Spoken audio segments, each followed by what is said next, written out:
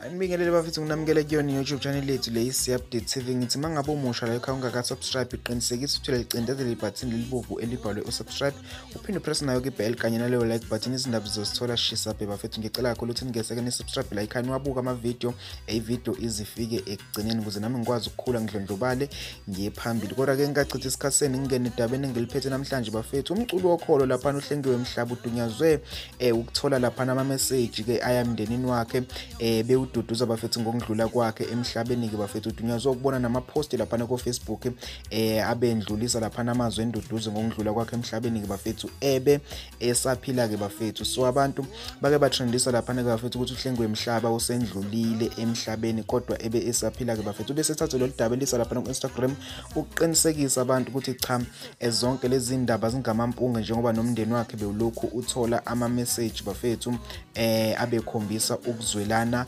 nawo ke ngokudlula kwakhe emhlabeni ephila ke bafethu. So uthatha udaba lesa lapha ku Instagram uqinisekisa ukuthi yaphila wabe secela nabantu ukuthi ke ababoqala bawukhulekele kuqala umndeni ngaphambi kokuba ke bathathe izindaba bazise lapha ku social media ke bafethu. Ngithi nje uHlengiwe Mhlaba uyaphila udla anhlamvana abantu abayeke ukumbulala ephila bafethu abayeke ukutrendisa into engelona iqiniso ngoba leyo nto iaffecta kakhulu umndeni kanye nabantu abasuke basondelene nawo bafethu. Izindaba lezi esuke nje zingezinhle neze. Kodwa ke ngingachitha isikhathi sami okwami ngikuvala khona la ngithimo wakho ke bafethu. Qiniseka ukuthi uyasubscribe la ekhaya kwami kusuku.